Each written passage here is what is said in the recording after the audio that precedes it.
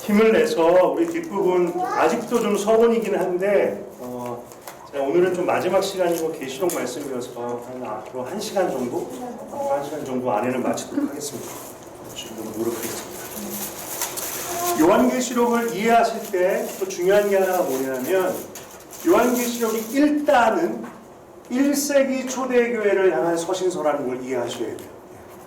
무슨 얘기냐면 이 계시록 말씀이 오늘날 우리에게도 주신 말씀이지만 사실은 일단은 아시아에 있는 7교회에 편지하노니 바로 에베소, 서머나, 버가모, 두아디라, 사데, 빌라델피아, 라오디게라라고 그 당시에 소아시아 지금의 터키에 있었던 현존했던 7교회를 향한 말씀이라는 것을 꼭 기억해야 됩니다.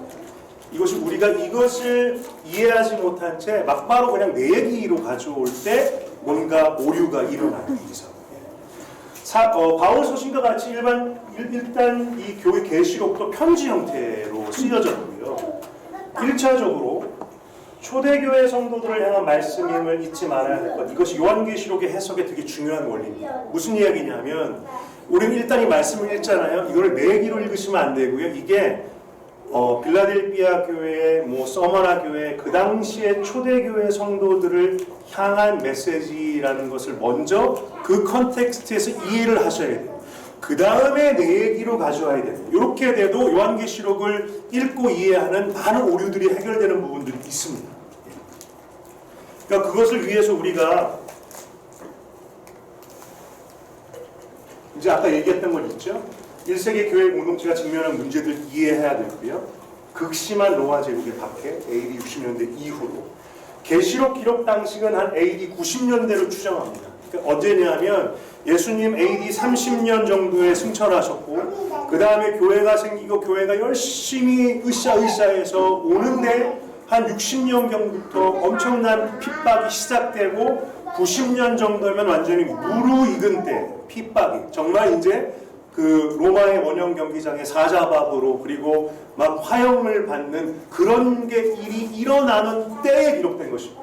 아까 말씀드렸던 것처럼 새로운 자식 공동체가 유대교에서 기독교로 온 분들이 다시 기독교로 돌아가는 그런 변절 배교가 일어나는 상황, 이단들, 예수님이 누구인가, 신인가, 사람인가, 천사인가, 예언자인가에 대한 혼돈, 그리고 또 하나 속히 오신다고 그래놓고 왜 아직 안 오시는가, 재림에 대한 기다림과 소망, 그러면서 혼돈도 같이 있는 이런 게 있었던 것을 우리가 알아야 되고요.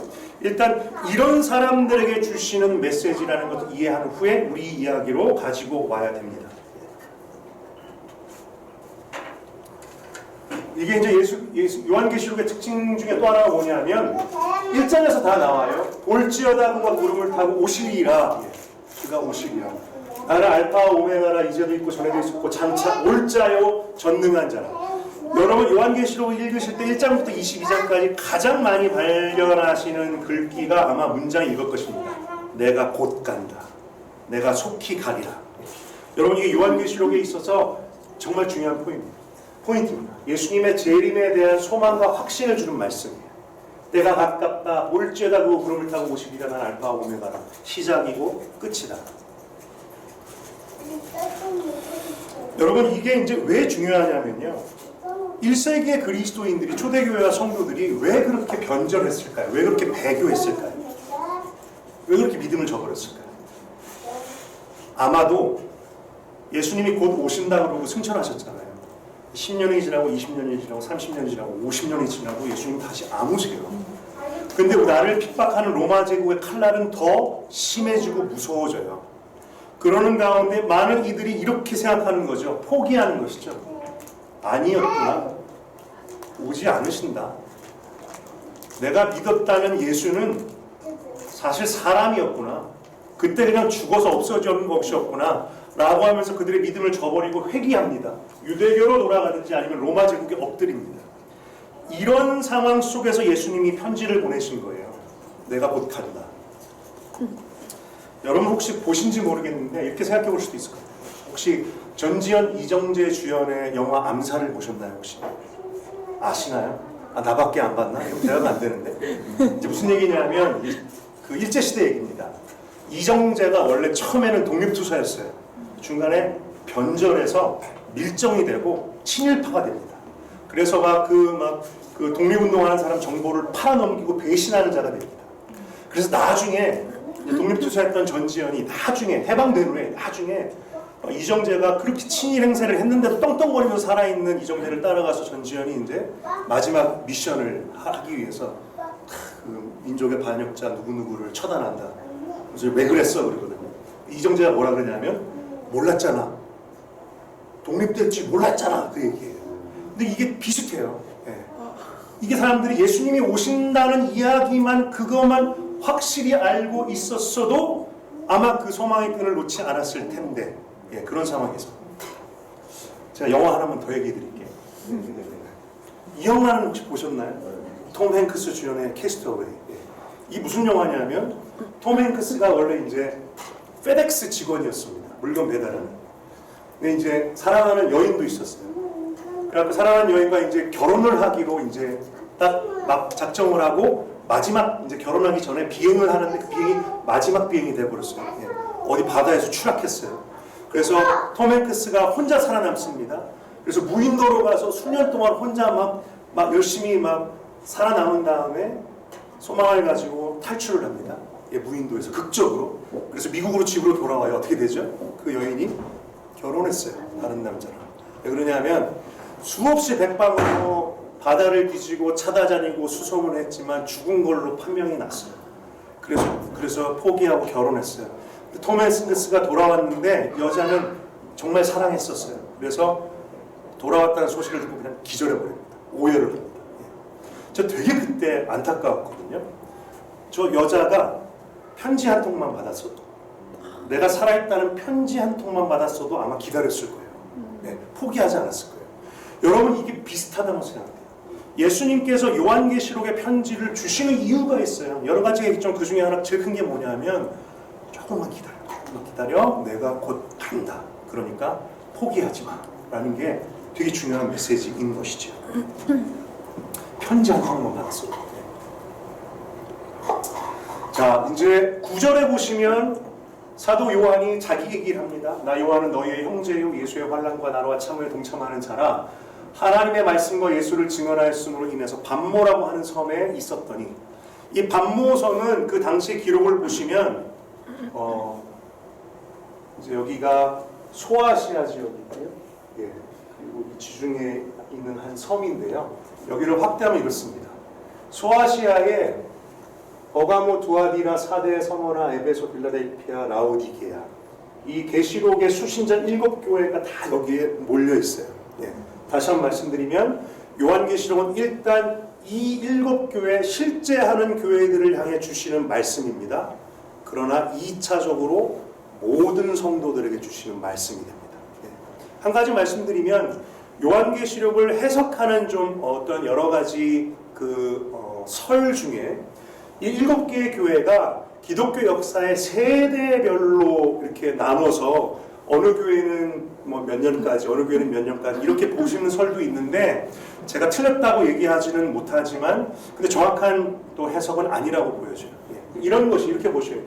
일단 1차적으로는 현존하는 교회들에 대해서 말씀하시는 거예요. 너희가 칭찬할 것은 칭찬하고 책망할 것은 책망하고 처음 사랑을 버렸다, 수고했다, 인내했다, 칭찬한 것과 권면할 것을 막 얘기하시는데, 결국 보면 이것이 모든 지난 2000년간의 교회와 성도들을 향한 이야기가 되는 것이죠. 그도 그럴 것이, 이 말씀을 읽어보시면 이 안에 우리들의 이야기가 모두 들어있거든. 모두 들어있거든. 1차적으로는 7개의 교회, 2차적으로는 모든 기독교 역사에 있는 교회와 성도들. 아무튼 소아시아에 있었던 7개 교회 중에서 이 에베소 교회가 사도 요한이 사역했던 교회로 알려져 있습니다. 근데 사도 요한이 열심히 복음과 교회를 세우는 일을 한 가운데 AD 90년, 거의 90 가까운 노인이 되어서 잡힌 것이에요. 그래서 이 반모섬이라는 데 유배된 것이죠. 여러분, 근데 이 반모섬은 그냥 유배지였던 것이 아니라 로마 그 당시 기록을 보면 광물 채석장이 있었다고 합니다. 그래서 죄수들을 이용해서 제국에서 돌과 광물들을 채석했다는 기록이 있어요. 그러니까 요한이 그 중에 하나였겠죠. 예. 그러니까 정말 노년에 정말 그 백발이 성성한 할아버지 요한이 이 노년에 이 반모섬에서 유배됐다가 하늘이 열리며 하나님의 계시를 본 것인데요. 저는 이게 약간 좀 저의 상상을 해보면 이렇게 거룩한 옷이 아니었을 것 같아요. 낮에는 중노동 밤낮으로 하고 잠깐 쉴 때 열어주시는 거 보고 그러지 않았을까라고도 좀 상상을 해봅니다. 자, 그리고 이제 아직도 서론인데 이제 요한에게 말씀하세요. 이제 19절에서 뭐라고 얘기했냐면 네가 본 것과 지금 있는 일과 장차 될 일을 기록하라 라고 말씀하세요. 요한한테 예수님께서 본인이 나타나시면서. 근데 이 19절의 말씀이 되게 중요합니다. 이후에 요한계시록의 모든 내용이 요 19절로 그 구조를 이루고 있어요. 여기 20절 말씀. 내 오른손에 7별의 비밀과 7별의 금촛대라 7별은 7교회의 사자여 7촛대는 7교회니라. 딱 이야기하시는 거죠. 얘기해 주시고요. 이게 요한계시록의 구조를 아시면요 훨씬 읽기가 쉽습니다. 세 가지로 나누어져요. 네가 지금 본 것 1장 처음에 계시를 받으면서 목격했던 영광스러운 예수님의 모습을 일단 기록하라고 하세요. 그 1장에 기록하고 있고요. 그 다음에 지금 있는 일을 기억하래요. 무엇이냐면 그게 2장과 3장에 대해서 나오는데요. 지금 있는 소아시아 7교회에 대한 예수님의 주님의 칭찬과 권명과 책망의 말씀을 기록하라고 나옵니다. 그래서 2장과 3장을 해서 7교회들을 향한 짤막짤막한 메시지들이 있죠. 그래서 우리가 많은 복음적인 교회들이 요한계시록에서 설교를 하면 아마 거의 2장, 3장일 거예요. 두려운 얘기 없는 곳이죠. 대신에 좀 따끔한 책망의 메시지. 근데 여러분 여기에서도 제가 아까 말씀드렸죠. 계시록 말씀에 1, 2차적 해석과 적용의 원리를 쓰셔야 됩니다. 먼저는 7교회, 초대교회의 성도들을 향한 메시지예요. 그 다음이 우리 이야기예요. 이거를 안 하고 바로 읽자마자 내 얘기로 가져오려고 하면 우리가 뭔가 좀 오류가 생깁니다. 그리고 나서 4장부터 마지막 22장까지가 무엇이냐면 장차 될 일입니다. 네가 본 것과 지금 있는 일과 장차 될 일을 보여줄 테니까 기록하라라고 말씀하셨거든요. 이후에 하나님께서 이 마지막 때에 이루실 일들을 장차 될 일 4장부터 22장까지를 예수님께서 보여주시고 말씀하여 주시는 것이죠.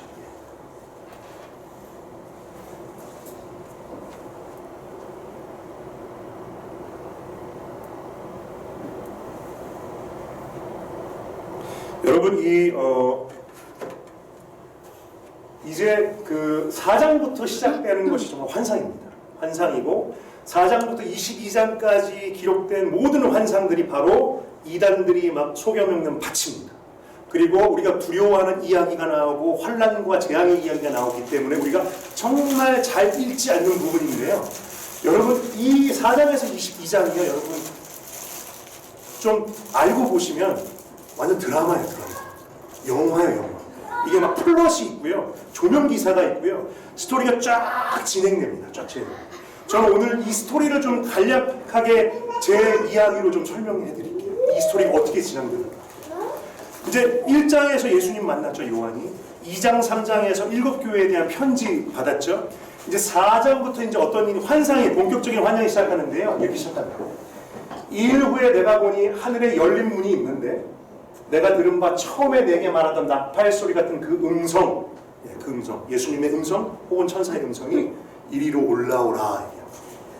이후에 마땅히 일어날 일을 내가 내게 보여주리라. 그래서 요한이 성령이 감동되어서 천국을 올라가요. 들려 올라가요. 환상 중에. 그래서 천국을 봅니다. 근데 요한이 본 천국은 정말 하나님의 보호자가 있어요. 그래서 요한 그 계시록 4장에 보시면 이 보호자를 요한이 막 기록합니다. 아까 말씀드렸죠. 요한은 자기가 본 그림을 말로 쓰는 거예요. 그러니까 되게 어려웠을 거예요. 열심히 최대한 정확하게. 하나님의 보호자에 누군가 거룩한 존재가 앉아있는데 딱 하나님인지 알겠어요. 막 목소리만 들어도 그렇고. 그리고 딱 봤더니 보호자 아래에 네 생물이 있더래요. 네 생물이. 어떻게 생기냐면 첫째는 사자 같고, 둘째는 송아지 같고, 셋째는 사람 같고, 넷째는 독수리 같고. 이 생물이 누구냐면 아까 말씀드렸죠. 구약 성경을 아는 사람들은 이 생물을 딱 기억해요. 뭐냐면 어디냐면 에스겔에서 에스겔이 하나님의 보좌를 봤을 때 하나님의 보좌의 전차를 움직이던 네 생물이 있었어요. 그 네 생물을 하나님의 천사 스랍이라고 했어요. 그분들이 여기 나오는 것이고. 근데 이 네 생물이 보좌를 앞에서 무엇을 하고 있냐면 예배합니다. 예배. 거룩하다 끊임없이 예배합니다. 그리고 그 앞에 24명의 장로가 있대요. 이 장로가 누구들인지 우리는 잘 알지 못합니다. 그래서 딱 보니까 장로들이요 하나같이 면류관을 쓰고 있대요. 면류관. 우리가 상상할 수 있는 거죠. 그분들이 아마 요한이 그 계시록을 쓸 때까지 그 핍박의 기간 동안 인내하며 믿음을 지키며 또 자신의 생명을 바쳤던 그 믿음의 선진들 지도자들일 거예요. 그래서 하나님의 면류관을 받았다. 24명이래요. 잘은 모르겠는데 12 곱하기 2인 것 같아요. 근데 24 장로들이 하나님을 예배하는데 어떻게 예배하냐면 자기들이 썼던 면류관을 다 하나님 앞에 다 내려놓습니다. 그리고 하나님만이 영광, 모든 영광과 존귀와 찬송을 받으시기에 마땅하십니다라고 엎드립니다. 저는 옛날에 예배 훈련 받을 때 이 요한복음 4장 가지고 정말 말씀 묵상 많이 했어요. 많이 배웠어요. 자기의 면류관을 드리면서 내 모든 것을 내려놓고 예배하는 것이죠. 이제 드라마가 시작됐는데요. 5장으로 이제 넘어가면 그런데 잘 보세요. 성경을 읽으시면 여러분이 다 아시겠지만 보좌에 앉은 하나님을 잘 봤더니 손에 두루마리를 갖고 있어요. 두루마리를 하나 갖고 있어요. 그러니까 요한이 보니까 뭔가 책 같아요. 뭔가 책 같은데 요한이 그때 뭔가를 직감을 했나 봐요. 그 두루마리가 열려야 된다라는 것을 직감한 것 같아요. 그 안에 무슨 내용이 있는지 모르지만 실제로 두루마리 안에는 어떤 내용이 있냐면 세상을 심판할 메시지들이 두루마리 안에 있었습니다. 그리고 당시에 그 성도들을 핍박하던 무리들과 악한 영들을 심판할 내용들이 그 두루마리 안에 있었습니다. 그러니까 요한이 볼 때 두루마리가 펴야 돼요. 근데 두루마리가 봉인되어 있대요. 7개의 봉인이 되어 있더래요. 제가 설명을 잘 하고 있을까? 7개의 봉인이 있어요. 근데 요한이 봤을 때 이 봉인이 뜯어져야 돼요. 이 두루마리가 펼쳐져야 돼요. 근데 딱 보니까 아무도 이 두루마리를 펼 자가 세상에 없다라는 거예요. 무슨 이야기냐면 하나님의 심판을 이 땅 가운데 가져와서 악의 무리를 멸해야 되는데 그거를 열 사람이 없더라는 거예요. 그래서 요한이 막 울어요. 요한이 막 울으니까 그 한 장로가 요한을 어루만지면서 위로하면서 얘기합니다. 걱정하지 말게. 유다의 사자 다윗의 뿌리가 있다네. 뭐 이런 얘기예요. 그럼 우리는 아는 거지.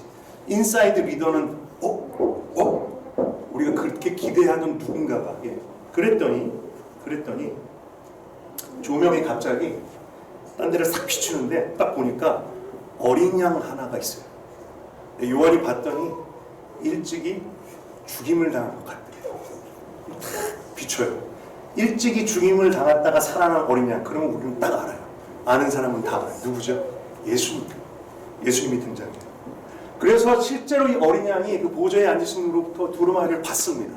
그리고 어떻게 되냐면 딱 받자마자 네 생물과 24 장로들이 찬양을 합니다. 큰 음성으로 찬양을 합니다. 어린 양은 능력과 부와 지혜와 힘과 존귀와 영광과 찬송을 받으시기에 합당하다 막 이런 찬송을 합니다. 그리고 이제 어린 양이 봉인을 딱 하나 떼요. 여러분 제가 설명 잘하고 있나요? 완전 드라마입니다. 요한계시록 드라마입니다. 그런데 이제 어린 양이 봉인을 떼니까 이제 무서운 일들이 시작해요. 7개의 봉인 하나하나에 무서운 심판이 담겨있고 무서운 환란이 담겨있어요. 봉인을 하나 딱 떼니까 어떤 사람이 말을 타고 와요. 그래서 막 세상을 심판해요. 봉인을 또 떼니까 두 번째 붉은 말을 타고 막 와서 막 땅에서 화평을 제하해버려요. 그러니까 이상해요. 요한은 분명히 봉인을 떼야 된다고 그랬는데 봉인을 떼니까 무서운 일들이 발생해요. 7 봉인 하나하나의 심판은 세상을 향한 심판이 담겨있고 환란이 담겨있고요. 이것이 마지막 때의 환란의 시작 과정입니다. 그래서 7 나팔이 나오고 저 나중에 나온 7 대적, 7 보울, 7개 7개 나팔, 7개 보울, 이게 마지막 때의 환란과 이 땅에 일어나야 될 두려운 일들입니다. 여러분 성경에서 요한계시록의 두려움을 채게 된 이유 중에 첫 번째가 여기에요. 이 봉인을 뗄 때마다 나타나는 환란이 너무 무서워. 막 세상에 막 3분의 1이 죽어나가고 시체가 막 뒹굴고 막 불이 있고 지진이 있고 막 너무나. 근데 이 재앙들이 출애굽기의 10가지 재앙과 되게 비슷합니다. 흡사합니다. 모습들과. 여러분 근데 우리가 여기서 출애굽기 10가지 재앙에서 하나 중요한 사실을 아이디어를 가져와야 돼요. 출애굽의 10가지 재앙이 누구를 향하고 있던 것이었죠? 너무 질문이 갑작스러웠나요? 출애굽의 10가지 재앙은 누구를 향해서 준 거냐면 이집트와 바로를 향해서 준 것이었습니다. 출애굽기의 10가지 재앙 때마다 기록하고 있는 것이 있습니다. 이스라엘 백성은 하나도 해를 입지 않았더라라고 얘기합니다. 여기 7개의 인과 나팔과 대접이 나는 동안의 환란이 똑같은 것이에요. 인을 뗄 때마다 나팔을 불 때마다 대접을 부을 때마다 무섭고 심각한 진로가 이 땅에 오는데 무엇이냐면 그 환란과 진노의 방향이 성도들이 아니라는 거예요. 성도들이 아니라는 거예요. 그 누구냐? 로마 제국, 압제자, 사단의 무리, 어두운 영들입니다. 예. 여러분 근데 이제 여기서 안타까운 현실이 있어요. 뭐냐면 그러면 이거는 우리랑 관계없겠구나라고 기뻐할 것만이 아니에요. 계시록 말씀은 어떤 게 기록되어 있냐면 7개 인을 뗄 때마다 하나님의 그 심판이 강도가 세지는 거잖아요. 근데 뭐라고 하냐면 인을 뗄 때마다 그 어둠의 세력들이 더 반발해요. 인을 뗄 때마다 작아지는 게 아니라 더 반발합니다. 그래서 인을 뗄 때마다 나팔을 불 때마다 하나님의 분노가 쏟아질 때마다 그들은 더 난리를 칩니다. 네. 난리를 치고 성도와 교회들을 핍박합니다. 그러니까 이게 우리로서는요 이런 일이 발생하는 것이죠.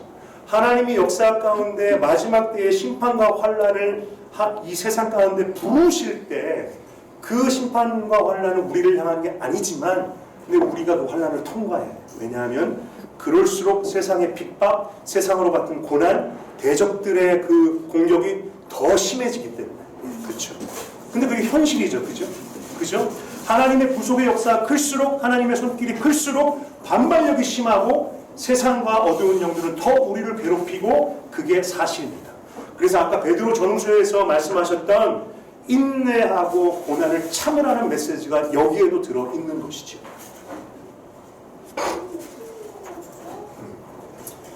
그래서 4장부터 이제 11장에 이르기까지 봉인을 떼고 나팔을 불 때마다 이 재앙들이 조금씩 이제 다 나타나면서 세상이 이제 점점 더 하나님의 마지막 때를 향한 이 그 심판이 무르익습니다. 그때 12장에 이게 또 중요한 갑자기 이제 이 드라마에 되게 중요한 장면이 하나 나와요. 12장을 보시면 한 여인이 나옵니다. 한 여인. 근데 이 여인이 해를 입은 여자라고 성경에 기록되어 있어요. 그랬더니 이제 많은 사람들이요 이거를 데미지를 받은 여인이라고 이해하시기 쉬워요. 그러니까 해를 입은 여자 아닙니다. 해를 선을 옷 입은 클로딩한 여인이에요. 해를 입은 여자가 해를 옷 입은 여자예요. 뭔가 이미지가 오시죠? 나쁜 편, 좋은 편? 뭔가 좋은 이미지입니다. 맞아요. 이 해를 옷 입은 여인이요 아이를 해산할 때가 됐어요. 아이를. 근데 여인이 나중에 아들을 낳으니 이는 장차 철장으로 만국을 다스릴 남자라. 누굴까요? 아리송할 수 있지만 일단 예수님입니다. 그리고 근데 여기서는 예수님으로 끝나지 않아요. 예수님을 믿는 예수님의 교회와 성도들입니다. 예수님의 복음으로 세상을 다스리고 만국을 다스릴 교회와 성도를 여인이 낳아요. 그러니까 마리아일 수도 있고 아니면 오히려 이제 교회를 잉태하는 어떤 뭐 그런 하나님의 섭리라고 볼 수도 있겠죠. 그런데 큰 붉은 용 한 마리가 나옵니다. 여러분 성경에서 용은 처음부터 끝까지 좋은 적이 없습니다. 우리 한국적인 이미지에서 용은 좀 좋죠. 용띠인데. 근데 성경에서 용은 그냥 빌런입니다. 그냥 사단입니다. 처음부터 끝까지. 이 붉은 용이 여자가 해산한 아이를 삼키려고 합니다. 무슨 얘기죠? 사단이 악한 영들이 교회를 삼키려고 합니다. 성도들을 삼키려고 합니다. 그죠? 우리의 현실이고 마지막 날에 있을 일이기도 합니다. 그런데 12장에서 하나님이요, 뭔가 헷갈릴 것 같으면 중요한 것은 딱 잘라 말해주세요. 큰 용이 내어 쫓기니 옛 뺀 곳 마귀라고도 하고 사단이라고도 하고 딱 잘라야 됩니다. 용은 그냥 사단입니다. 온 천하를 꿰는 자라. 그런데 보세요. 그가 땅으로 내쫓기니 그의 사자들도 그와 함께 내쫓기니라라고 말씀하시거든요. 여러분, 요한계시록의 어려운 것 중에 뭐냐 하면 1차, 2차, 3차적으로 다중적인 이미지를 얘기하기도 하고, 이게 과거와 현재와 미래의 일을 막 오가며 얘기하는 게 굉장히 어렵습니다. 여러분, 이 두 장의 사건이 혹시 언제, 과거일 것 같으세요? 미래일 것 같으세요? 현재일 것 같으세요? 온천하를 꿰는 자라 그가 땅으로 내쫓기니 그의 사자들도 그와 함께 내쫓기니라. 여러분 생각해 보시면 이거는요, 태고 쪽에 일어났던 사실일 거예요. 그 옛날에 하나님에게 반역해서 하나님 또 쫓겨났던 그 일을, 그러니까 이 큰 용이, 교회를 삼키려고 한 용이 누구냐 하면 그 옛날에 땅으로 내쫓겨서 그의 사자들과 함께 내쫓겼던 그 존재라는 것이에요. 여러분, 그런데 이것은 미래에 있을 일이기도 합니다. 마지막 때에 예수님 재림하시기 직전에 이 일을 또 행하신다는 것이죠. 근데 중요한 것은 용이 막 여자에게 분노하여 돌아가면서 그 여자의 남은 자손 설명해 주네요. 하나님의 계명을 지키며 예수의 증거를 가진 자들과 더불어 싸우려고 바다 모래 위에 섰더라. 집사님, 이거 먼저 이야기할 것 같으세요? 이거는 과거와 현재와 미래 모든 이야기를 생각합니다. 그 태고적부터 이 사단은 하나님의 백성을 잡아먹기 위해, 우는 사자처럼 잡아먹기 위해 과거, 현재, 저 먼 미래까지도 이 일을 하고 있는 것이 바로 우리 성도들이 처한 영적 싸움이 어떤 것인지를 보여주는 것이죠. 여러분, 그런데 이제 12장에서 이제 왜 12장부터 이제 13장으로 보시면 이제 이런 계시록에 좀 뭔가 사람들 이목을 많이 받는 이야기가 나오는데, 첫째 짐승, 둘째 짐승이 나와요. 일단 용이 한 마리가 있었고요.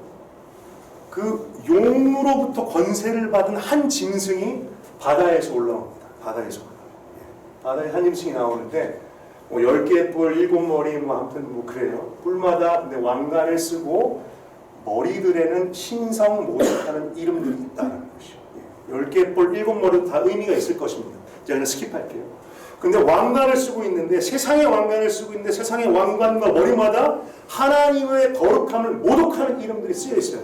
딱 보자마자 이건 나쁜 X. 머리 중에 하나가 죽게 된 것 같다가 다시 살아난대요. 이게 머리 중에 하나가 거의 죽었는데 부활했어요. 지금 누구를 흉내내요. 이 첫째 짐승이 누구를 흉내내요? 진짜 하나님의 아들 예수님을 흉내내요. 그랬더니 죽다가 살아나니까 온 세상이 첫째 짐승을 경배하게 돼요. 와, 이러면서 놀라면서. 그래서 용, 사탄이 자신의 능력과 권세를 이 첫째 짐승에게 주죠. 그래서 모든 세상 사람들이 용과 짐승을 경배합니다. 그죠? 이거 잘 기억하시고요. 그런데 한 마리가 또 나와요. 둘째 짐승이 나타나요. 두 번째 짐승은 또 조금 스케일이 작은데 또 다른 짐승이 이번엔 땅에서 올라오는데 어린 양의 모습을 하고 있어요. 여러분, 지금 첫째 짐승, 둘째 짐승 다 지금 권세를 받아갖고 하는 일이 뭐냐 하면 사람들을 미혹합니다. 그래서 누구를 흉내를 냅니다.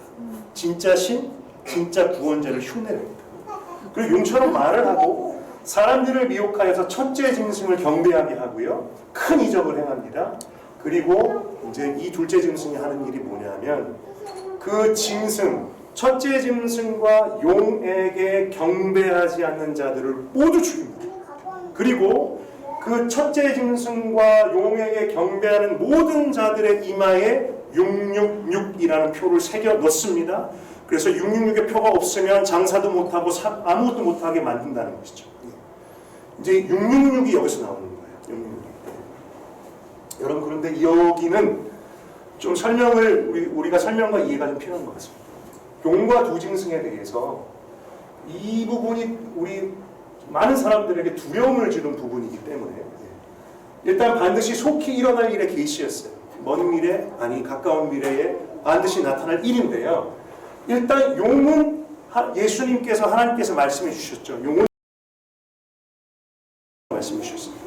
첫째 짐승의 특징, 사단에게 권세를 받은 어떤 존재입니다.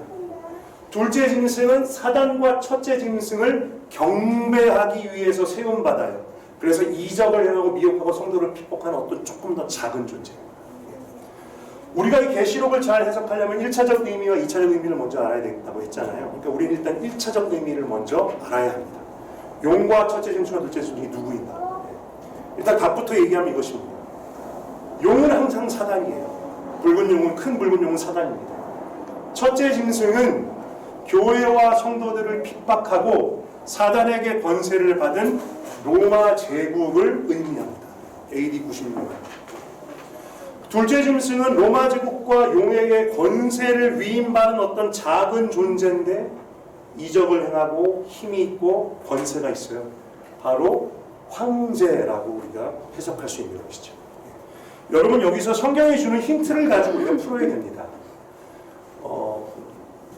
게마트리아라고 하는 게마트리아라고 하는 그 문자를 해석하는 방식이 있어요.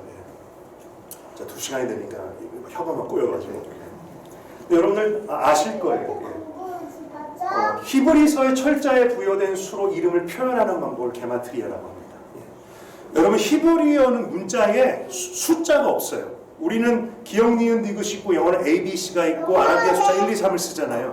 근데 구약 성경에는요, 숫자를 기록하는 문자가 따로 없습니다. 그래서 A는 1이고 그러니까 히브리 알파벳 A가 1이고 B가 2예요. 그래서 숫자로 구약 히브리어로 12를 표현하면 히브리 알파벳으로 A, B 쓰면 그게 12입니다. 그래서 히브리어는 모든 문자에 숫자 값이 들어있어요. 그래서 이 당시에 유대인들은 숫자 값으로 뭔가를 이야기하는 경우가 굉장히 많았습니다. 그 대표적인 경우가 뭐였냐면 14라는 수예요. 14라는 수를 우리가 유대인들이 다윗의 수라고 이야기합니다. 이게 무슨 얘기냐면 다윗의 데이빗으로 표현될 수 있는 그 히브리어의 모음만 딱 떼요. DVD라는 모음만 떼서 모음의 그 숫자 값을 더하면 그게 14예요. 그래서 유대인들은 14 그러면 이게 왕의 수예요. 그래서 마태복음에 보시면 마태가 유대인 동족들을 향해서 예수 그리스도가 왕이라는 것을 말하기 위해서 얘기를 합니다. 아브라함에서부터 다윗까지 14대요. 다윗에서부터 어디까지 14대요. 어디서부터 어디까지 14대다. 이게 왕이라는. 유대인들은 다 알아요. 14 그러면 다윗 왕의 수예요. 그러니까 이런 것을 게마트리아라고 합니다. 그런데 성경을 보시면 이렇게 얘기했어요. 누구든지 이 표, 666이라는 표를 가진 자 외에는 매매를 못하게 사회활동과 생명과 삶을 영역하는 모든 행위를 하지 못하게 하는데 이런 얘기예요. 이 표는 곧 짐승의 이름이다 얘기하고 짐승 그 이름의 수다 얘기합니다. 딱 게마트리아를 얘기하는 걸 아시겠죠? 지혜가 여기 있으니 총명한 자는 그 짐승의 수를 세어보라. 그것은 사람의 수니 그의 수는 666이니라. 근데 일단 우리가 답부터 말씀드리면 이 당시에 초대교회의 그리스도인들과 유대인들에게 666으로 통하는 대상은 하나였습니다. 그래서 황제였습니다. 이게 뭐냐면 유대인들을 가장 극심한 공포로 불어넣었던 황제가 네로 황제였습니다. 정말 핍박과 태워 죽이고 사자굴에 넣는 형벌로 정말 생명을 빼앗았던 황제가 네로 황제거든요. 근데 네로 카이사르라는 말을 그 숫자값만 이렇게 빼서 더하면 666이래요. 근데 이것은 이렇게 보셔야 돼요. 많은 사람들이요, 어떤 사람이 이런 조사했어요. 숫자값이 666에 해당하는 사람들 이름들을 쫙 넣었어요. 거기 뭐 아돌프 히틀러도 있고 뭐 링컨도 있고. 근데 이거는 우연찮게 들어갈 수 있는 게 굉장히 많은 것이죠. 666이라는 게. 그런데 이렇게 보셔야 돼요. 1세기 그리스도인들에게 666이라는 것을 모두가 쉬 하면서 알고 있는 하나였어요. 네로 황제였어요. 그래서 이 성경을 읽는 로마인들은 모르겠지만 이 성경을 읽는 이들 그리스도인들에게는 이 짐승은 딱 들으면 아는 것이었어요. 로마의 황제였어요. 당시에 이렇게 게마트리아처럼 사람의 이름을 비밀리에 표현하는 것이 일이 많았다고 합니다. 여러분 폼페이에 가보신 분 계신지 모르겠는데 폼페이라고 그 화산 폭발로 일순간에 섬 전체가 막 사라져버린 섬이 있잖아요. 근데 이제 발굴이 돼서 거기 막 그 당시에 화려했던 건물들이 있는데 폼페이에 있는 어떤 건물의 벽에 이런 기록이 발견됐대요. 나는 그 이름의 수가 땡땡땡인 여인을 사랑했노라. 이런 게 있대요. 이 사람은 왜 당당히 이름을 밝히지 못하고 이름의 수로 얘기했을까? 예. 그 실명을 밝힐 수 없는 상황이 있었나 보죠. 예. 비밀스럽게. 그러니까 이 당시에는 게마트리아처럼 그 이름의 수로 표현하는 일이 많았습니다. 긴 설명을 드렸는데 일단 말씀드리고 싶은 것은 이것입니다. 여러분 666이라는 숫자에 절대 쫄지 마십시오. 앞에 찬양 면허가 666이어도 그냥 그런가 보다 하십시오. 666은 악마의 숫자는 아닙니다. 그 하나님께서 그 당시에 백성들에게 이 짐승과 제국의 이 누구인지를 말씀해 주신 암호문이었을 뿐이고, 그리고 예수님께서 말씀하시고 싶으신 것은 이 짐승을 내가 멸할 거야. 곧 가서 멸할 거야. 이게 메시지입니다. 666에 쫄지 마시라고 얘기하신 거예요. 그러니까 성경을 많은 사람들이 계시록 말씀을 두려움에 입각해서 해석합니다. 그러다 보니 우리가 베리치 논란도 있고 바코드 이런 것도 어려운데요. 여러분들 성경을 잘 보면 그런 해석에 그렇게 마음을 빼앗길 필요는 없는 것 같아요. 제가 좀 속도를 내야 되겠네요. 그래서 예수님께서 이런 메시지를 통해서 초대교회 성도들에게 주시는 메시지는 무엇일까요? 1번, 이 짐승이 너희들을 해하지만 예수님께서 교회 성도들을 붙들고 계신다 말씀하세요. 짐승들이 너희를 위협하지만 지금 예수님이 붙들고 계신다. 그래서 2번, 인내로 믿음을 지켜라. 이 두 짐승을 이야기하세요. 죽임을 당한 어린 양의 생명책의 창세 이후로 이름이 기록되지 못하고 이 땅에 사는 자들, 예수님의 생명책에 기록되지 않은 사람을 다 경배하고 표를 받을 거래요. 근데 이제 실제로 666이 새겨진다는 이야기가 아닙니다. 황제에 숭배하고 전한다는 이야기입니다. 그렇지만 누구든지 귀가 있거든 들을지어다. 20절 되게 어려운데요. 사로잡힐 자는 사로잡혀갈 것이요, 칼에 죽을 자는 마땅히 자기도 칼에 죽을 것이니. 근데 이 말씀을 제가 이렇게 좀 읽고 싶어요. 사로잡혀야 되는 사람은 마땅히 사로잡혀라. 칼에 죽을 위기에 처한 사람도 인내하고 감당하고 받아들여라. 성도들의 인내와 믿음이 여기 필요하다라는 말씀하십니다. 그러니까 지금 이게 예수님 하고 싶으신 말씀이죠. 용이 로마 제국이 세상이 너희를 핍박하고 너희들의 믿음을 저버릴 것을 강요하고 로마 황제에게 엎드릴 것을 강요하더라도 인내와 믿음으로 지켜라. 내가 곧 간다. 이것이 1차적인 메시지죠. 여러분, 그럼 우리는 여기서 2차 메시지를 가져와야 됩니다. 오늘 사는 우리들에게는 주님께서 어떤 말씀을 주실까? 이게 중요하잖아요. 용은 2차적으로 볼 때 누굴까요? 용은 여전히 사단입니다. 마귀입니다. 악한 영들입니다. 그러면 로마 제국으로 대표됐던 첫째 짐승은 우리에게 누굴까? 이거는 저의 개인적인 해석이기도 하지만 제가 볼 때 세상입니다. 믿는 자들과 성도들과 교회를 핍박하고 대신에 이전의 칼의 방법이 아닌 다른 방법으로 핍박하는 세상입니다. 그리고 세상을 붙잡고 있는 사단입니다. 둘째 짐승, 황제로 대표됐던 둘째 짐승은 누구일까요? 여러 가지가 있을 것 같아요. 지금도 우리를 미혹하는 거짓 선지자들, 그리고 세상의 문화, 그죠? 그리고 자유와 인권이라는 이름으로 기독교 믿음을 조롱하는 세상. 저는 정말 자유와 인권도 이 둘째 짐승에 들어가는 것 같아요. 요즘 동성애를 죄라고 말하면 잡혀 들어가는 세상이 되어버렸기 때문에. 그리고 반기독교 정서, 인터넷, 그리고 돈, 여기 다 들어갑니다. 여러분, 그렇다면 예수님께서 오늘을 사는 우리들에게 주시는 메시지는 무엇일까요? 동일하다고 생각해요? 믿어요? 첫 번째, 교회와 성도들, 너희들이 지금 이 세상의 이 핍박과 공격, 그런가 이전의 칼의 공격이 아닌 전혀 다른 공격 가운데 있어서도 여전히 교회와 성도를 붙들고 계신다라고 말씀하시고, 내가 곧 간다라고 말씀하시면서 인내로 믿음을 지켜라라고 말씀하시는 게 동일하지요? 근데 이게 문제입니다. 저희들은 칼의 핍박을 받지 않습니다. 우리는. 이게 문제고 어렵습니다.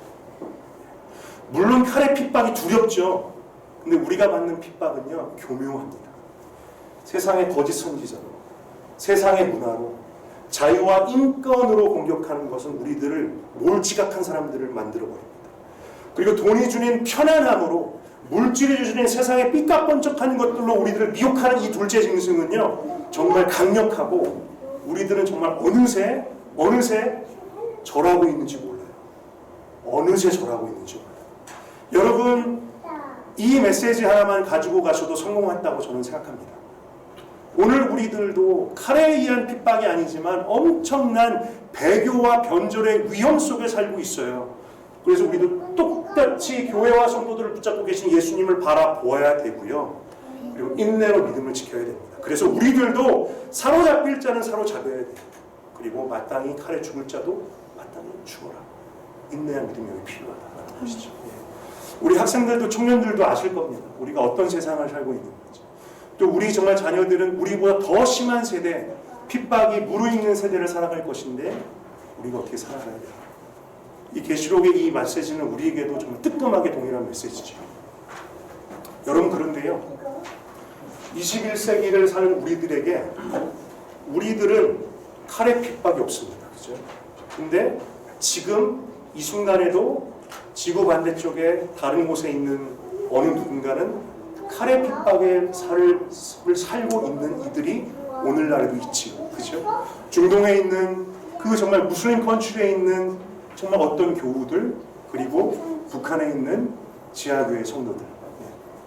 여러분, 요한계시록 읽을 때마다 좀 안타까운 것이 있어요. 무엇이냐 하면 우리들은 이 요한계시록 말씀을 읽으면요, 성경의 몇 작기 강의를 들으면서 1차적인 의미를 얘기해야 되고 그리고 2차적인 의미를 딱 적용해야 되잖아요. 여러분, 그런데 북한에 있는 지하교회 성도들은요, 이거 읽으면 그냥 본인들 이야기할 겁니다. 해석이 필요 없어요.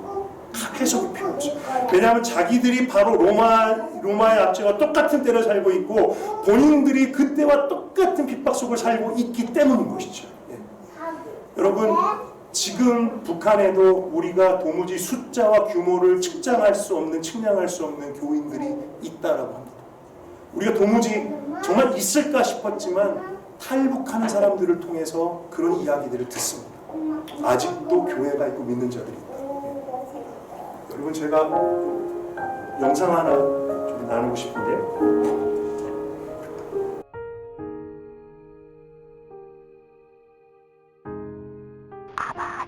오늘 아버지요, 교회가 다 무너졌습니다. 이제 양 팔고 비달리 팔고 sap파는 아버지 교회 다 무너진 이때에 아버지 다시금 신론과 진리에 몸된 교회가 살아나게 하시는 오늘날 얼마나 많이 순교했습니까? 피에 기초가 되고 십자가의 그리스도의 토가 아버지요, 구원의 표가 되어서 이 민족을 아버지 구원하시고 이 민족을 버리시지 아니하시려고 아버지 역사하는 역사에 일선이 이 아들이 나셨습니다. 아버지 하루는 땅입니다. 아버지 몸된 교회일 피로써 순교인 피사선들이 오늘 다 살아있고 아버지 보관하시고 역사하시는 주의 보혜사가 나타나신 줄 압니다. 이제 불이 들기 전에 소신의 지혜와 청명을 주시고 무거운 짐진 사람들아 다 내게로 오라.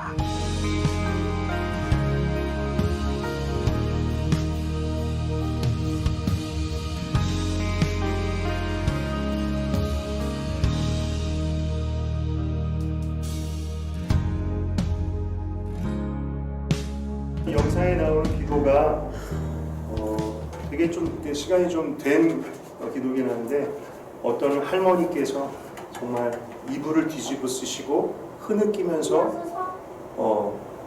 드렸던 기도. 이분은 아마도 본인의 할머니, 본인의 아버지 어머니로부터 배웠던 그 믿음을 지금 수십 년째 가르쳐주는 사람도 없고 주일날 예배도 드리지 못하고 교회라는 건 꿈도 꾸지 못한 채 이불 속에서 혼자 다 교회가 돼서 예배를 드리신 일들을 지금까지 해오셨던 것이죠. 북한에 이런 교인들이 수십만 명이 됩니다. 그러니까 요한계시록을 읽으면서 우리가 정말 마음속으로 놓을 수가 없는 사람들이 북한에 있는 형제자매들, 지하교회 교인들이고, 그분들은 성경 찬송이 없잖아요. 가질 수가 없잖아요. 발견되면 즉결 그냥 사형이기 때문에. 그래서 이분들이 생존을 위해서 태워버렸던, 그리고 자기가 들었던 부모님과 할머니에게 들었던 그런 곡조와 가사들을 기억하셔서 어느 한 탈북하셨던 그분의 찬송과 노트예요. 예. 왼쪽에 있는 찬송가는 제가 잘 모르겠는데 오른쪽에 있는 찬송이 저희가 아는 거예요. 글자 잘 보이죠. 환난과 핍박 중에도 성도는 신앙 지켰네. 이 신앙 생각할 때에 기쁨이 충만하도다. 성도의 신앙 따라서 죽도록 충성하리라. 환난과 핍박 중에도 그 찬송입니다. 여러분 참 이게 저는 정말 부끄럽기도 하고 뭐가 부끄럽냐면요. 이런 찬송 요한계시록 얘기를 우린 읽으면 먼 이야기잖아요. 이분들은 자기 얘기예요. 본인들의 얘기예요. 여러분 요한계시록을 읽으면서 정말 우리 자신에게 하시는 메시지를 잊지 않음과 동시에 저희는 우리 모두에게 주신 하나님의 십자가, 기도의 짐이 우리 북한이라고 믿습니다. 북한의 교회와 성도들이라고 믿습니다. 여러분들, 우리의 자녀들에게 품으시고 기도하시고 잊지 않으셨으면 좋겠습니다. 속도를 쭉쭉 내겠습니다. 예. 이제 우리가 환란을 지나갔죠. 7개의 봉인과 나팔과 대접을 지나갔고 이제 두 짐승을 지나갔죠. 그러면 이제 점점 마지막 때가 무르익습니다. 그 사단의 세력의 반발이 엄청나고요. 그로 인해서 이제 마지막에 진노의 7대접을 지나서 큰 음녀, 큰 바벨론이 17, 18장에 나옵니다. 여기서의 음녀는 이름부터 아주 좀 이불합니다. 그죠? 예. 이게 이제 여기가 사단의 세력을 말합니다. 이 사단의 세력이 마지막으로 온 세상을 향하여서 성경을 보시면 온 세상을 취하게 하려고 발악을 합니다. 여러분 그런데 이제 얼마 안 남았습니다. 19장에 되시면 예수님이 오십니다. 예수님이 오십니다. 그런데 사도 바울이 기록한 것과는 좀 다르게 오십니다. 예수님이 말씀하신 것과 좀 다르게 상징적인 이미지로 오십니다. 말을 타고 오십니다. 흰 옷 입은 백성들. 그리고 20장에 보시면 이제 용이 궁극적으로 패배하는 장면, 재림하신 예수님에 의해서 패배하는 장면이 나오고 천년왕국이 나오는데 이거 이제 설명하면 30분인데 제가 설명은 못 드릴 것 같아요. 근데 이렇게 보시면 돼요. 많은 사람들이 천년왕국이 지금 우리가 살고 있다, 나중에 올 것이다, 뭐 재림 후다, 재림 전이다, 아니면 실제 천이라는 숫자는 없다, 이런 학설들이 있는데 정확한 학설, 딱 떨어지는 학설은 없습니다. 그런데 여러분의 도전하는 건 그것이에요. 모든 설이 겹쳐서 나타나요. 이 천년왕국이 제 생각은 이래요. 천년왕국이 실제로 재림 때에 나타날 성도들이 통치할 왕국이면서도 지금 우리가 교회의 탄생 이후로 살고 있는 때이기도 하다고 저는 생각해요. 천년왕국은 복합적입니다. 그래서 어느 게 맞다라고 보시긴 힘들어요. 아무튼 성도가 다스리는 천년왕국이 지나면 이제 21장과 22장에서 하나님의 나라가 완성됩니다. 새 하늘과 새 땅. 이때는 완전히 이전 것이 지나갑니다. 이전 것이 지나간다는 것은 뭐냐면 창세기 1장에서 하나님께서 창조하셨던 그러다가 깨어졌던 그 세상이 이제 지나가 버립니다. 이 세상이 지나가면서 함께 지나가는 것이 있습니다. 무엇이냐 하면 죄가 사라집니다. 사망이 사라집니다. 눈물이 사라집니다. 그러니까 인간들을 괴롭혔던 모든 고통과 고난이 사라집니다. 그게 완성되는 때가 하나님의 나라입니다. 여러분 되게 중요한 것 중에 하나가 뭐냐면 교회 밖에 있는 사람들이, 청년들이 이 교회를 나는 믿지 못하겠어라고 말하는 것 중에 뭐가 있냐면, 아니 하나님이라는 존재가 있다면 왜 세상의 악을 그만둬? 그냥 보고만 있어? 왜 악의 문제를 처리하지 않아? 라고 이야기하거든요. 근데 우리는 이것을 우리의 가치관으로 설명할 수 있어요. 악은 사실 하나님께서 창조하신 세상에는 없었어요. 창세기 1장에. 근데 죄로 인해서 들어왔어요. 근데 하나님은 그 죄의 문제를 해결하시기 위해서 기다리세요. 그래서 이때가 되면 정말 그 문제가 해결됩니다. 모든 악의 문제가 해결되고 죄가 끝장납니다. 사망이 끝장납니다. 그래서 정말 하나님의 나라가 완성되죠. 그죠? 이제 이게 계시록의 이제 말씀의 끝인데요. 제가 요한계시록에서 제일 좋아하는 장이 19장이에요. 19장이에요. 여러분 19장에 보시면 나 울면 안 되는데 19장을 보시면 19장에서 이제 정말 마지막 때이거든요. 예수님이 재림하신대요. 그러면서 천국에 어린 양의 혼인잔치가 벌어집니다. 어린 양의 혼인잔치와 신부가 준비되었네. 그게 19장에 나오는데요. 이제 요한이 어린 양의 혼인잔치를 보고 있다가 또 갑자기 씬이 바뀌면서 11절에 보시면 또 내가 하늘이 열린 것을 딱 봤어요. 하늘이 열린 것을 딱 봤는데 아까 처음에 나왔던 그림이죠. 보라, 백마와 그것을 탄 자가 있대요. 누굴까? 아직은 이릅니다. 이름을 얘기하고 있지 않아요. 그 이름이 충신과 진실이라 그가 공의로 심판하면서 싸우더라. 와, 누굴까? 우린 추정만 합니다. 그는 불꽃 같고 그 머리에는 많은 관들이 있고 요한은 딱 알았을 겁니다. 이때 알았을 겁니다. 이분이 누구이신가. 또 그가 피 뿌린 옷을 입어요. 피 뿌린 옷. 여기서의 피는 누구의 피일까? 어린 양의 피일 수기도 하고 그가 싸우며 죽였던 어둠의 세력들의 피이기도 합니다. 그 피 뿌린 옷을 입었는데요. 결정적인 단서가 나오네요. 그 이름을 하나님의 말씀이라 칭하더라. 성경의 이름을 하나님의 말씀이라고 하는 존재는 한 명밖에 없어요. 예수님밖에 없어요. 예수님밖에 없어요. 네. 그러고 났더니 하늘에 있는 군대들이 희고 깨끗한 세마포 옷을 입고 백마를 타고 따라요. 흰 옷 입은 천사들일 수도 있고 성도들이 있고. 15절에 보니까 그의 입에서 예리한 검이 나옵니다. 그것으로 만국을 친대요. 네. 성경은 하는 얘기를 합니다. 바울이 얘기했죠. 성령의 검이 말씀이라고 했어요. 예수님은 참 희한하게 재림 때도 어떻게 악한 영들을 치시고 심판하시냐 하면 성령의 검으로 말씀으로 심판하십니다. 그 옷과 그 다리에 이름을 쓴 것이 있으니 만왕의 왕이요 만주의 주라. 여기에 결정적인 힌트가 나왔습니다. 예. 이렇게 요한이 보니까 백마를 타며 싸우는 자가 그 옷에 이름이 써 있어요. 만왕의 왕이요 만주의 주라. 예. 그러니까 지금 요한에게 보여주시는 거예요. 계시록 19장에서 재림하시는 예수님이요 이때 백마를 타고 그의 군대에 오셔서 지금 하는 일은요 살짝 싸우시는 우리가 경험하는 영적 전투가 아닙니다. 이제는 모든 악을 멸하시는 마지막 전쟁을 하신 겁니다. 그리고 나서 이제 계시록 끝까지 가는 것이죠.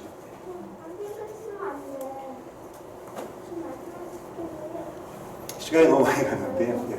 이제 슬슬 좀 랩업 하겠습니다. 계시록 읽을 때 유의할 점 제가 계속 이야기한 것들이기 때문에 여러분 제가 확인만 드릴게요. 1세기 그리스도인들을 염두에 두고 읽으셔야 됩니다. 그들에게 어떤 말씀을 하셨는가.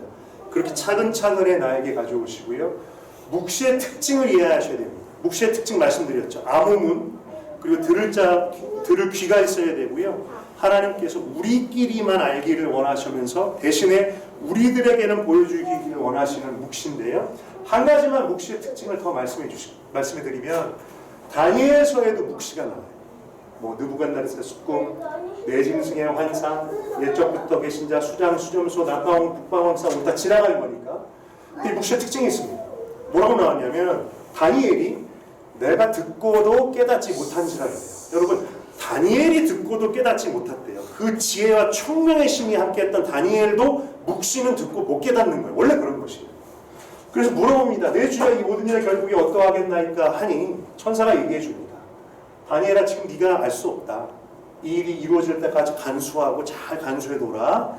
그래서 뭐라고 얘기하냐면 대신에 많은 사람이 연단을 받아서 스스로 정결하게 하며 희귀할 것이다. 이 묵시의 말씀을 듣고도 악한 사람은 악을 행하고 악한 자는 아무것도 깨닫지 못하되 지혜 있는 자는 깨달으리라 했거든요. 묵시의 특징. 이 수많은 비밀스러운 그 안에 메시지가 있어요. 메시지를 간직하시면 돼요. 메시지를 이해하시면 돼요. 목표와 흐름, 그 결말을 알고 읽으면 혼돈스럽지 않고요. 헉헉헉. 이제 정말 중요합니다. 하나님께서 말씀하시는 긴급하고 중요한 메시지가 있습니다. 여러분 이것은 초대교회 성도들에게도 동일하고 저와 여러분에게도 동일하다고 믿습니다. 무엇이냐면 메시지 1. 교회와 성도들을 붙들고 계십니다. 예수님. 처음에 1장에서 요한계시록 1장에서 요한에게 보여주셨던 7 촛대 사이를 거니시는 예수님께서 그때부터 말씀하고 계시는 게 뭐냐면 환란의 때에도 예수님은 교회를 성도들을 세상을 주권자가 되어서 붙들어 주신다. 그리고 왜 요한계시록에 그 무서운 심판의 이야기를 하셨을까요? 환란의 끝 악에 대한 심판이 반드시 있다. 근데 너희들이 지금 이때를 통과해야 된다. 그때를 인내로 믿음을 지켜라. 이건 우리들에게도 똑같지요. 그리고 두 번째 메시지입니다.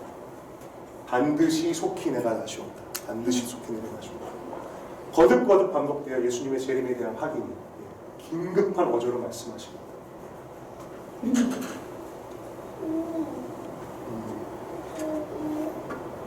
집사님들 어떠신지 모르겠어요.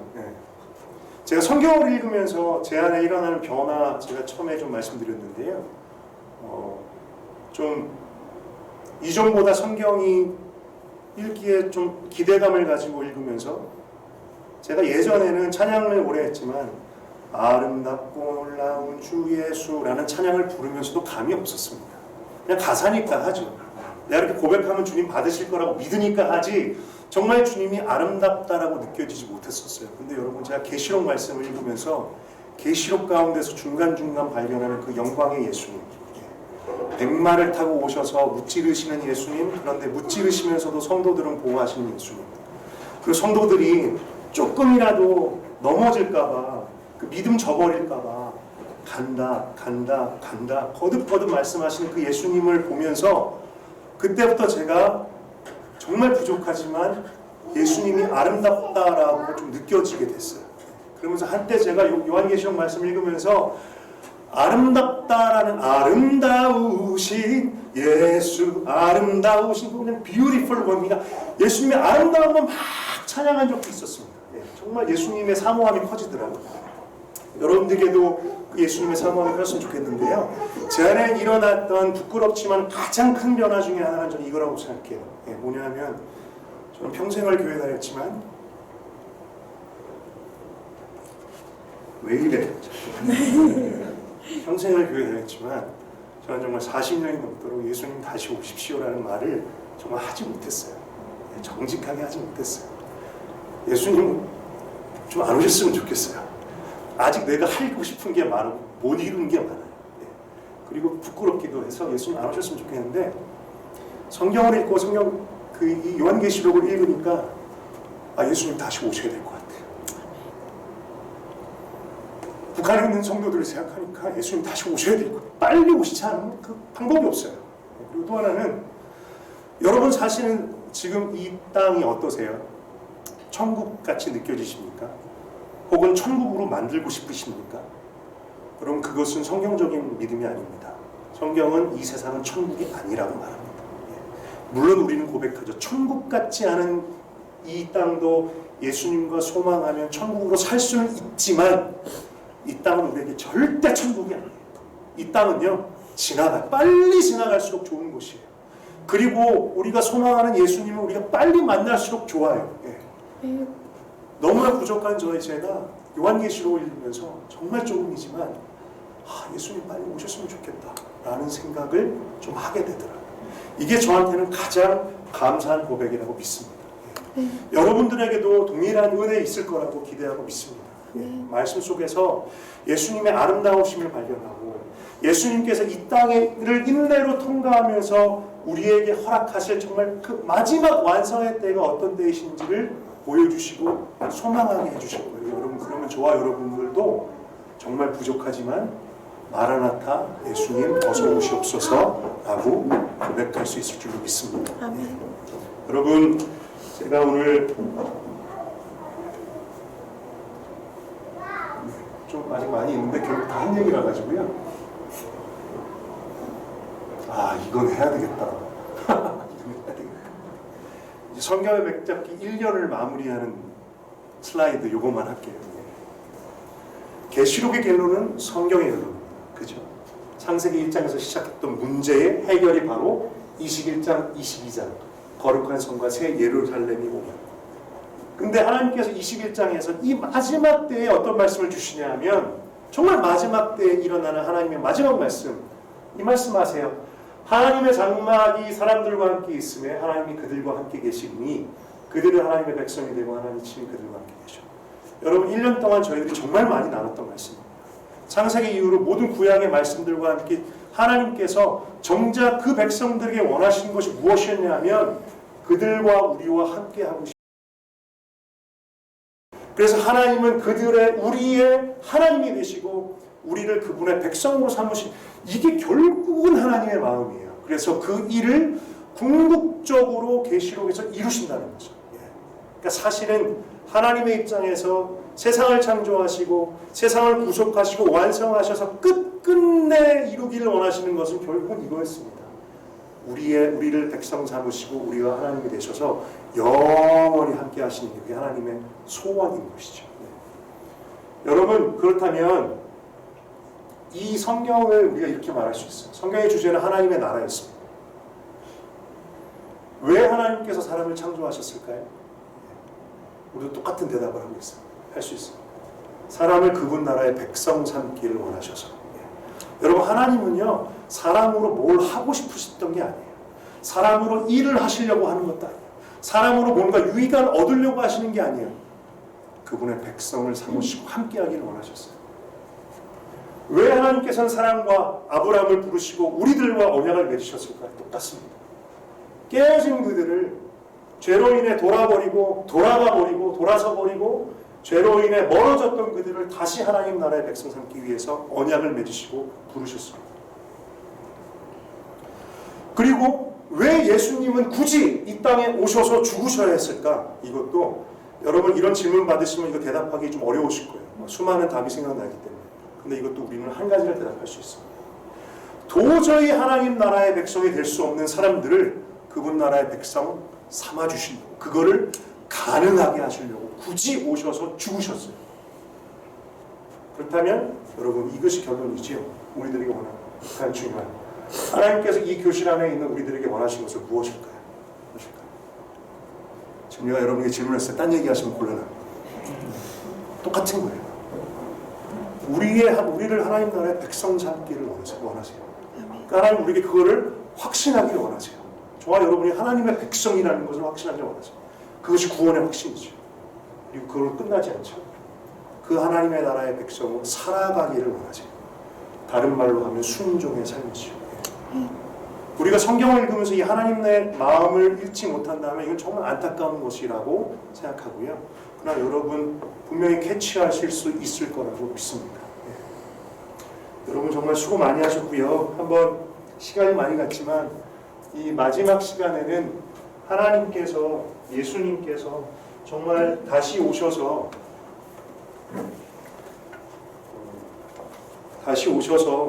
이 마지막 때에 우리를 구원하실 뿐더러 온 세상을 구원하시고 온 세상을 정말 새롭게 하실 거라는 것 우리가 정말 믿으면서 우리도 계시록에 있는 천사들이, 내 생물들이, 그 장로들이 찬양했던 찬양 우리도 동일하게 찬양했으면 좋겠습니다.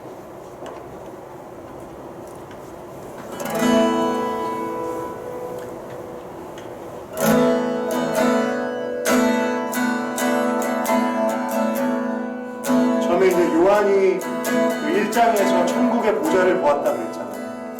그 보좌에 갔더니 보좌에 앉으신 이가 있고 정말 그 목소리가 우리와 같고 많은 물소리와 같고 내 생물이 그를 보좌하고 있고 24 장로들이 그를 찬양하고 예배하고 있는 그 천국의 보좌 요한이 봤거든요.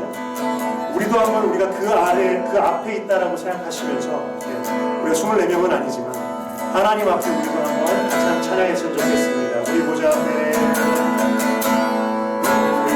우리 보좌 앞에 모였네 함께 주를 찬양하며 하나님의 사랑 그 아들 주셨네 그의 피로 구원 받았네